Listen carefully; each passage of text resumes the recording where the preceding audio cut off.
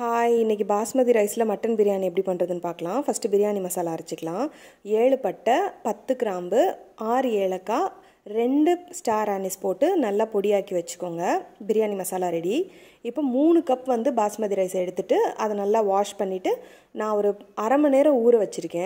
இப்போ மட்டன் பிரியாணிக்கு என்னென்ன காய் வேணும்னு சொல்லிட்டு நான் அதை அப்படியே எடுத்து வச்சுருக்கேன். 2 வெங்காயம், 1 தக்காளி, ஒரு handful of mint and coriander leaves, அப்புறம் 2 பச்சை மிளகா போதும். ஒரு 2 டேபிள் ஸ்பூன் அளவு இஞ்சி பூடு பேஸ்ட் போதும்.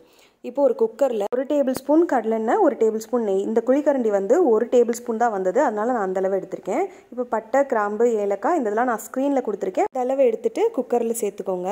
இப்போ நம்ம ஸ்லைஸ் பண்ண வெங்காயத்தை ஆட் பண்ணிவிட்டு, இப்போ பச்சை மிளகா நான் அப்படியே முழுசாக தான் போட்டிருக்கேன். வெங்காயம் நல்லா ப்ரௌன் ஆனதுக்கப்புறம் இப்போ இஞ்சி பூடு பேஸ்ட் போடணும். 2 டேபிள் ஸ்பூன் போட்டுக்கோங்க. அப்புறம் நல்லா வதக்கிட்டு இப்போ நம்ம தக்காளி ஆட் பண்ணணும். ஒரு தக்காளி நம்ம நறுக்கி வச்சுருக்கோம்ல, அதை ஆட் பண்ணிவிட்டு நல்லா வதக்குங்க. அப்புறம் ஒரு கை ஃபுல்லாக புதினாவும் கொஞ்சம் கொத்தமல்லியும் போட்டுட்டு நல்லா வதக்கி வச்சுட்டு இப்போ நம்ம மசாலா பவுடர் சேர்க்கணும். டர்மரிக் பவுடர் 1 பிஞ்சு, chilli powder 1 teaspoon, coriander powder 2 teaspoon சேர்த்துக்கோங்க. இப்போது மட்டன் சேர்க்க வேண்டியதான். நான் 1/2 கிலோ மட்டன் எடுத்திருக்கேன். 3/4 கிலோ வாங்கிட்டு வந்தாங்க. அதில் 1/2 கிலோ பிரியாணி பண்ணிவிட்டு 1/4 கிலோ சுக்கா மாதிரி வச்சுக்கலான்னு பிளான் பண்ணியிருந்தேன். மட்டன் நல்லா வதங்கினதுக்கப்புறம் 1 கப் தயிர் எடுத்திருக்கேன். தயிரை நல்லா மிக்ஸ் பண்ணி விட்டுட்டு கிரேவி மாதிரி வந்துடணும். அதுக்கப்புறம் நம்ம பிரியாணி மசாலா அரைச்சி வச்சோம்ல, அதையும் ஆட் பண்ணிவிட்டு திருப்பியும் மிக்ஸ் பண்ணி விட்டுட்டு நான் இந்த டம்ளரில் தான் அரிசி அளந்து போட்டேன். அதில் 3 கப்பு அரிசினா 3.25 கப்பு தண்ணி வைக்கணும். அப்படின்னா 1 கப்பு அரிசிக்கு 1.25 கப்பு தண்ணி.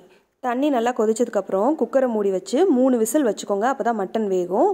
இப்போ அதே குக்கரை ஓப்பன் பண்ணி இப்போ நம்ம ரைஸ் ஆட் பண்ண போகிறோம். எனக்கு அன்றைக்கி டைம் இல்லை, அதனால நான் அதே குக்கரில் மட்டன் வேக வச்சுட்டேன். அப்படி இல்லைன்னா நான் தனியாக வேறு குக்கரில் மட்டன் வேக வச்சு நான் அதில் ஆட் பண்ணியிருப்பேன். நான் அந்த மெத்தடு ஒரு தடவை போடுறேன். நம்ம ரைஸ் ஆட் பண்ண வேண்டியதான். மிச்சம் அந்த கொத்தமல்லியும் புதினாவும் இருந்துச்சுல, அதையும் ஆட் பண்ணிவிட்டு ஒரு 3 டீஸ்பூன் அளவு நெய் ஊற்றிட்டு அப்படியே குக்கரை க்ளோஸ் பண்ணி ஒரு விசில் மட்டும் வைங்க. அப்படி இல்லைன்னா 6 to 8 நிமிஷத்துக்குள்ளே அமர்த்திடுங்க அடுப்பை.